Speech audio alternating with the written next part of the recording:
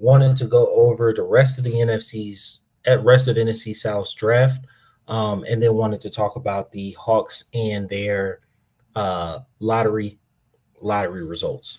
So uh, take a second, holla at me. Let me see. We might be getting nah. Taj a little under the weather, y'all. So just gonna rock this out. First things first. Sit with me, enjoy this ride. We're gonna have a moment with me. I want to talk about the Hawks, right? Um, the NBA, bro. The NBA is so good when you ain't got somebody sitting in your ear telling you how bad it is. You know what I'm saying? Like, oh, the product sucks. Oh, they shoot too many threes. Oh, it's not physical enough. Bro, the NBA has been hitting this whole this whole playoffs. It's been the most entertaining thing I've ever seen. You got really close games. You got low seeds beating high seeds, road teams winning. Excuse me.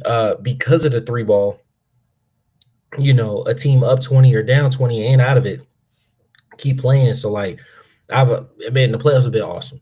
Um, I for a long time have been a proponent of the idea that like how the NBA does their draft lottery. One, I think it really gets away from the idea of ooh, there we go. That's bright. Let me turn this one down. All right. It really gets away from the idea of tanking, right? Now, most leagues, I think the NBA is uniquely positioned to have something like a lottery just because there's not that same incentive to tank in football, even though you have solidified draft positions. Like football's a hard game. Um, Player contracts, coach contracts, way shorter, non-guaranteed. You really can't just throw away years, kind of like you can in the NBA. And then on top of that, one player can't really change your fortune of the franchise as much as it can in basketball. And that's not to discount like quarterbacks or anybody else that like has a really big impact on the game. I would say Travis Hunter this past draft, right?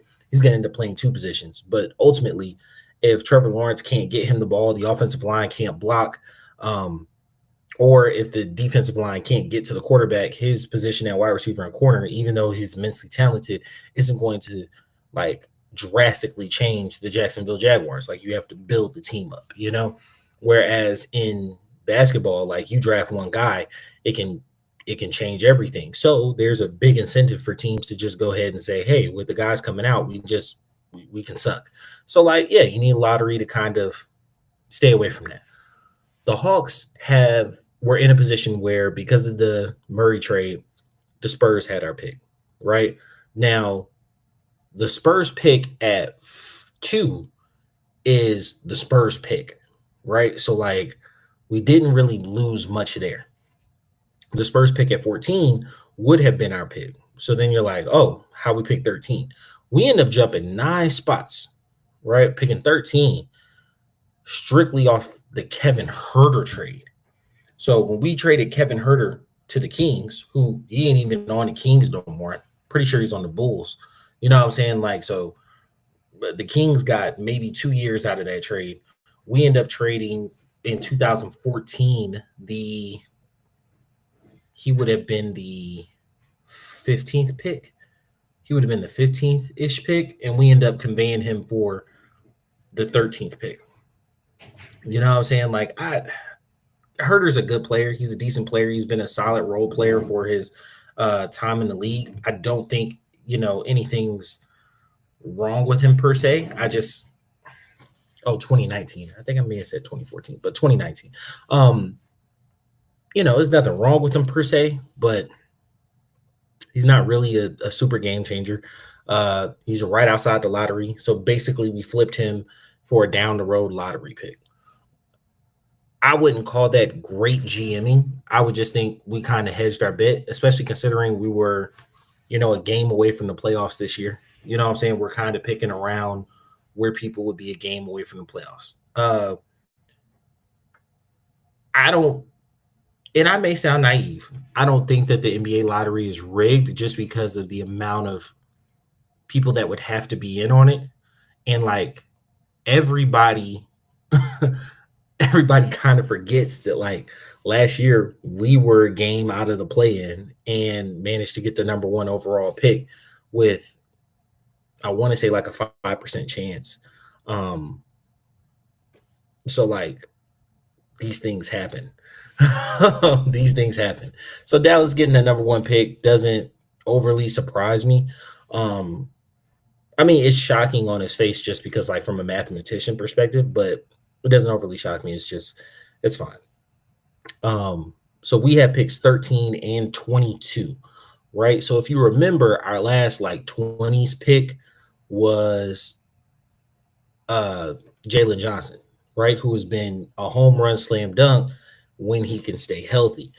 Uh, Honestly, I think at 13 we target a point. Um, Kobe Buffkin, God bless him, the kid cannot stay healthy. He just can't. And maybe you package that lottery pick to go get a veteran like a backup point guard who's on the market. Um, I don't. I got to look in how the season ends if we're gonna like what we're gonna look at in terms of free agency. Um, I always thought it was kind of weird that they do the draft prior to free agency, but I just got an NFL mindset that it makes more sense to fill the holes on your team, make the roster changes and construction you're going to do, and then draft. But it's not how the NBA does it. So you're looking at it. I think we'll look at what restricted free agents are out there, what free agents are out there, what trade moves can be made. But I actually don't think we're going to make both of these picks.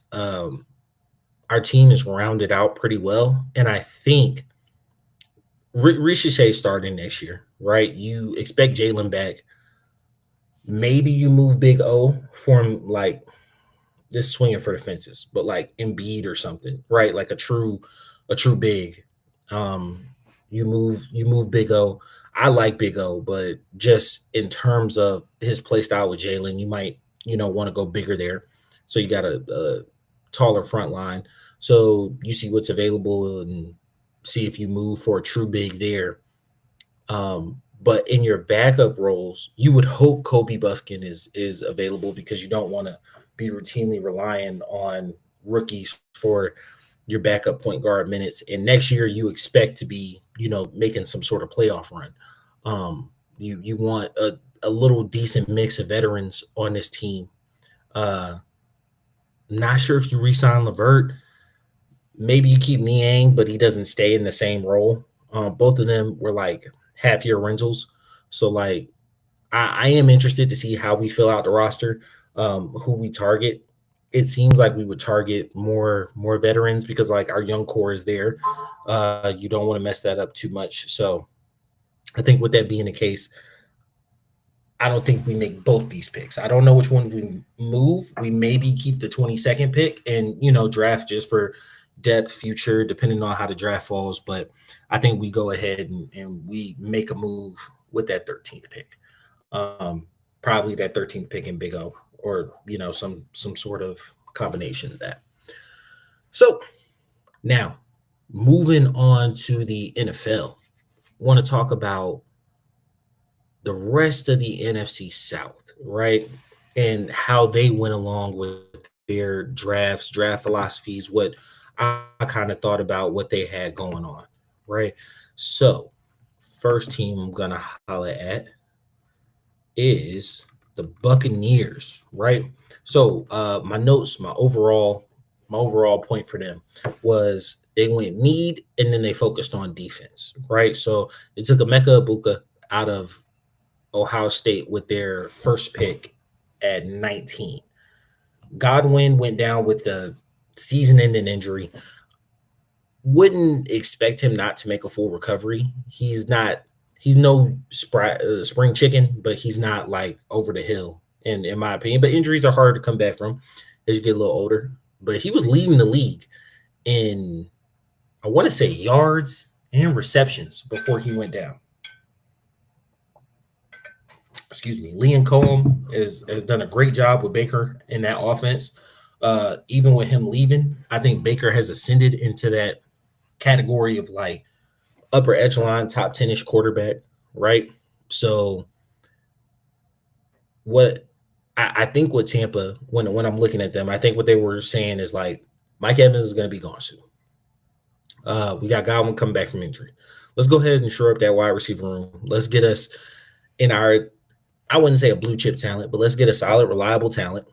Guy who ended up staying all 4 years. And the crazy part is kind of got passed up on the depth chart. So for him to still be number one pick was just like a testament to probably how much he killed the interviews, his measurables at the combine, and just straight dog in production. You know what I'm saying? Like this guy's played with Justin Fields, CJ Stroud, and Will Howard, right? So like he's gone through different quarterbacks. He stayed in school the whole time. He was able to, I think he's OSU's all time something, either leaders or either receptions, yards, touchdowns. He's an all time at Ohio State. So like you pick the guy, you get him in there, you get him in your program. That pick wasn't as surprising as some other picks in our division. Wasn't as surprising, but I really think they focused on need there. After that, they really, really focused on the defense. So second, third, fourth, and fifth round, they went corner, linebacker, D lineman, right? Highly focused on measurables. Back-to-back corners had it like, okay, their pass defense was, I wouldn't say atrocious last year, but their secondary did get picked on a bit. So focusing on that with your mid-round picks lets me know that you're looking to upgrade, like look for starters in those roles, right? When you get to day 3, you're kind of taking flyers, right? So like linebacker, D lineman, you're hoping these guys make the team, but like they have some decent depth at those positions. And then their last pick in the 7th round was Tez Johnson out of Oregon. That's Bo Nix's adopted brother. Not in a bad way. The guy is a great story. He's a little small, and he's not as fast as you would want him to be at his size. So I'm interested to see how that wide receiver room shakes out. If he's able to stick with the team, but he's got some odds coming in as a 7th round pick with the measurables that he has. But overall, I think that looking at the names, I really like Jacob Parrish that they got in the 3rd round, corner from Kansas State. I really, really liked him. I thought we would be looking at him. Yeah, and if you listen to the last episode, Taj brought him up as well. Definitely thought we were looking at him, but they end up getting him. I'm not gonna lie to you. David Walker out of Central Arkansas and Elijah Roberts out of SMU wasn't really following them. Wasn't really following either one of them that hard. So to me, that just seems like drafting for depth, drafting for potential, drafting for measurables.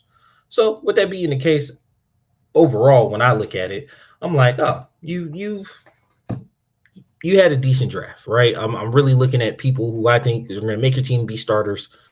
Emeka, Benjamin Morrison, and Jacob Parrish. That's you really focus on skill positions and sexy positions on defense. Didn't really hit your line at all. I think this was more about supporting that defense, right? And getting some players in there, some fresh blood on the defense. Now, going to the Panthers, to me, they had a slightly more confusing draft on its face. The Panthers defense last year was bad. Like, it was bad. But it did show improvement from the year before. With that being said, they really focused on pass rush, right? So in the 2nd and 3rd round, they took Nick Scorton and Presley Uman Malayan The dude from Ole Miss, right, who transferred into Ole Miss. Nick Scorton was a transfer too. So both of those guys, right? You're really focusing on hitting pass rush. I think both of them are going to make the team. Nick should be a starter, and Princely is most likely going to be a rotational D end. Very, very, very quickly. Both of them really talented. You took Tet in the first round, and then you took Trevor Etienne, Travis' little brother, in the fourth round, right? You took a tight end in the fifth round, and then Jimmy Horn Jr. out of Colorado in the sixth. I like Jimmy Horn Jr. He's got like legit speed, right? He's got legit speed. He's got good play speed. It's going to show up on film. It's all they're already buzzing about him in camp. I actually think from the sixth round he's going to make the team. Travis Kelce was a fifth round tight end. I think we have gotten a little flip flopped on where tight ends go in the draft, and how much stock they actually hold. We have had a bevy of late round tight ends that are actually, long-standing hallworts in the league. You know what I'm saying? Blocking tight ends, receiving tight ends come in the later rounds. So, like, being a fifth round tight end doesn't strike me as weird. Cameron Jackson, just big guy from Florida, took a shot on him. I'm not mad at it. Lathan Ransom from Ohio State in the fourth round, wasn't really following him. Not gonna lie to you. But one thing I came away from this draft is I just didn't think that they gave as much help to Bryce as I thought they would, which leads me to one of two like options, right? They either we've helped you enough and we think that you're going to take the leap this, like we're going to find out this year whether or not you're going to take the leap and we're going to move on from you, or they've already kind of mailed it in and we're going to build the rest of the team up so that the next quarterback comes in with a bit more firm grounding, right? I thought Bryce's breakout year was going to be last year, right? I was pretty bullish on it. I thought Carolina was going to be our biggest opposition within the division. And that came to fruition a little bit in Bryce's play toward like after he got benched and came back. Like he was a totally different player. I think showed a lot of what everybody was looking for when he was the number one overall pick. Going into his third year, I do think it's make or break. I do think he has a decent amount of weapons around him. I thought they would invest a little bit more in the line. They did in free agency, but I thought they would, look to maybe upgrade the center position. I definitely knew they were going to touch the defense. They had to. But Tet I think is a good pick, and I really love the Jimmy Horn Jr. pickup. So it's like I think they tried to kind of balance that line of we still need to get Bryce more so we can figure out whether or not he's the guy.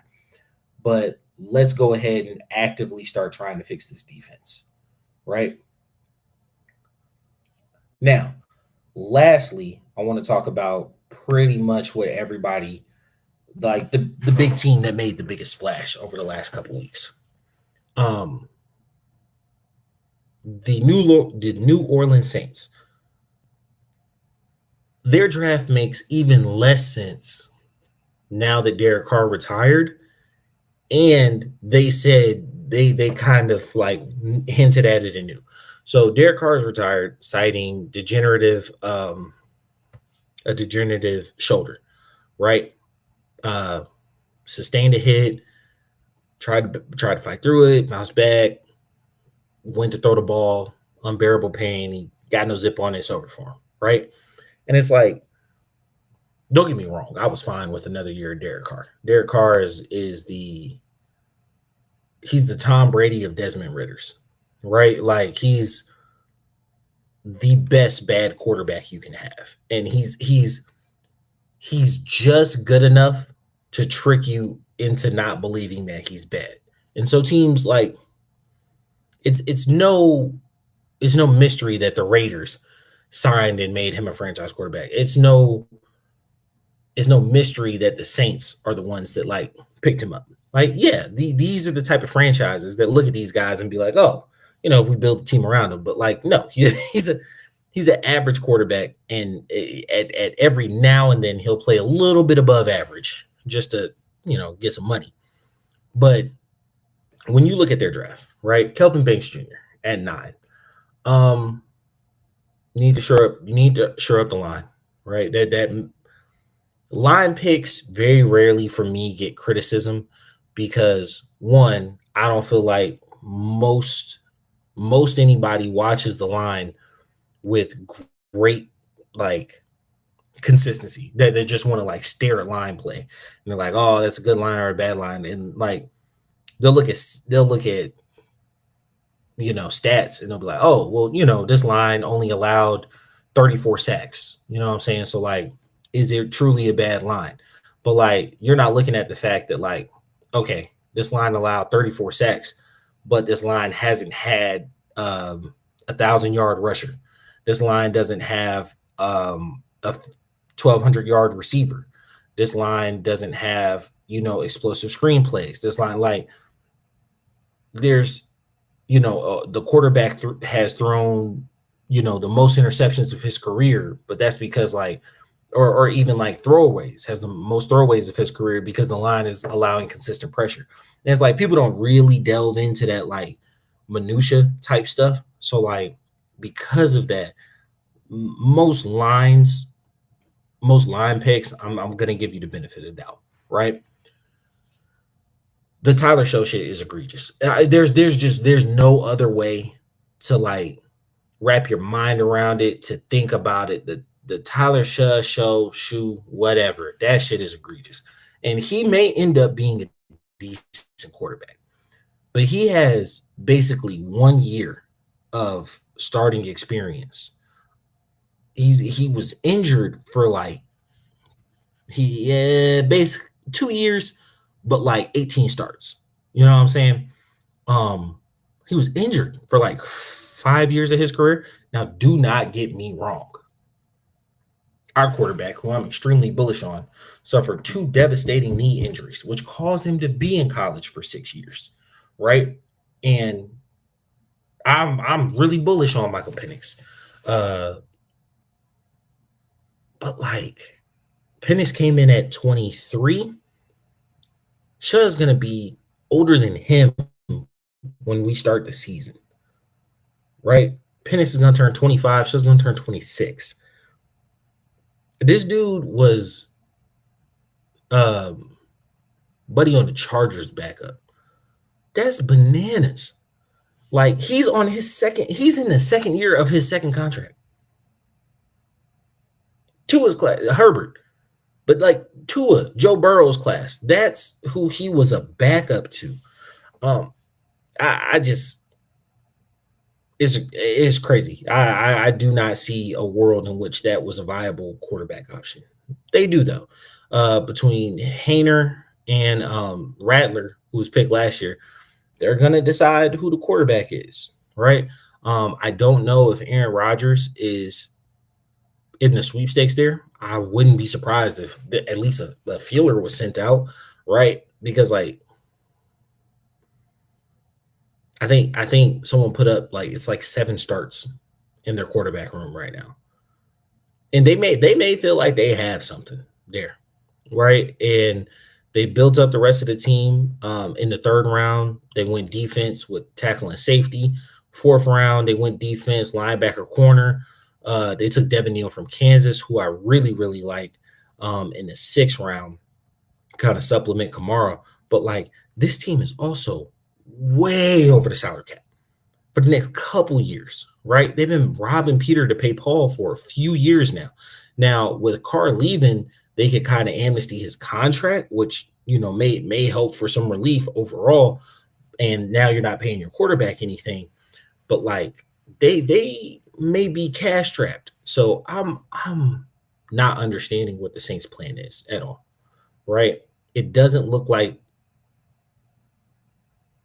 if you knew of Carr's condition, it almost looks like you were banking on just letting it fall apart this year. Now, These picks make a lot of sense if you really truly believe that Shu, whatever, is a franchise level quarterback at 26 coming in. He's gonna take the reins. He's gonna team's gonna shoot off, right? If you truly believe that, then this made a lot of sense because you shored up the offensive line, you focused heavily on the defense, you have skill positions in place, right? 22's there. Kamara is still there and kicking. You drafted a tight end late, but like, you've got some pieces there, right? You've got the bones for a decent offense. You're going to focus on the defense. You have a path to victory, right? If that's your thinking, okay, cool. I guess that makes some sense, but like that's asking a lot for a guy coming in what many would deem a winnable division, right? When you look at all these picks in context of the division, the Bucks, I love Penix. Let's get that out the way first before I say anything. I love Penix. The Bucks have the best QB in the division in terms of what he's actually done and put on paper. Now, if we're talking about like potential, brightest future, um, you know, what most pundits think is going to happen, okay, obviously Atlanta's in the driver's seat there. But in terms of who is right now, today, the best quarterback in the division is Baker, right? What did Tampa do? They, gave him a weapon, and then they really focused on building out the other side of the ball because we feel like you can mask a couple deficiencies on this side of the ball. We can focus on the other and build a complete team. With the Falcons, pretty much the same mindset, right? We have what we believe is a really good QB at we believe right now today is the best QB in the division, but like looking at it objectively, I think we may have the second or third best QB in division, right? It's toss up between Penix and Bryce. I believe Penix is better. Bryce has a body of work. Either way, right? It's right there.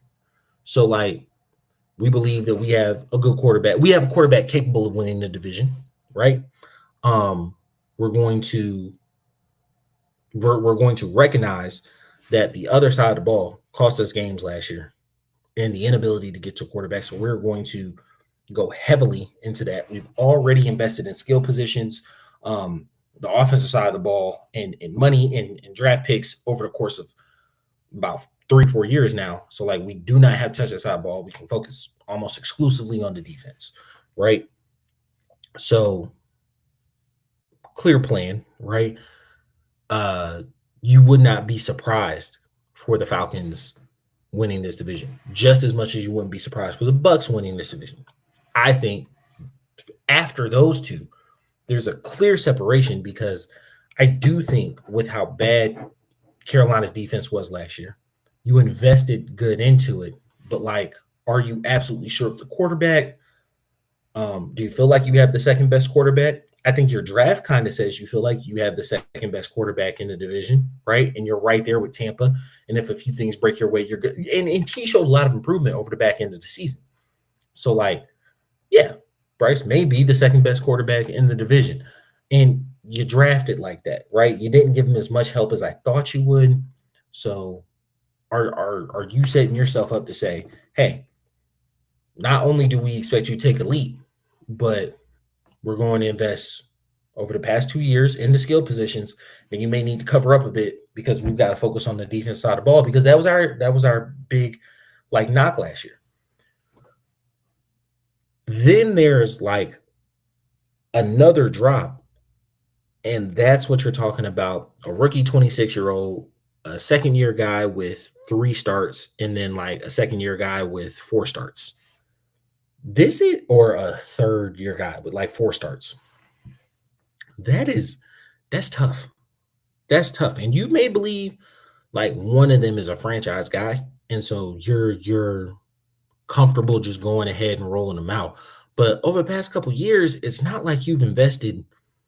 Like you've got Olave out there, You've got 22. I'm seeing him right now. I'm forgetting his name. You got him out there. Um, you brought in the speed demon. Who's that? Valdez Scantling. You brought him in last year, but I think that was just like a 1 year deal. You got a running game. You drafted a late round running back, and then like you're really heavily invested on defense. Do you just want to like muck games up, keep them close? We played that game. We lived that life. That was 7-10, 3 seasons in a row. You know what I'm saying? Are the Saints trying to set themselves up for that? Sometimes like cleaning the books and being competitive defensively leads you into those type of seasons. So I just think the Saints are set up for a rough season, this year. All right, so that's all I got. I appreciate y'all being out here tonight. It's been your boy Q City. Please like, share, respond, hit us up in the DMs. I'm at BOAF Media.